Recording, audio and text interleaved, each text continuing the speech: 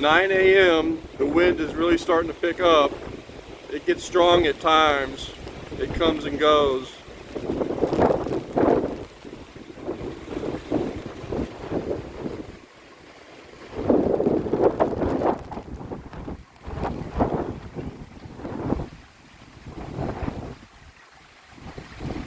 I hope my neighbor's crap doesn't blow into my garage.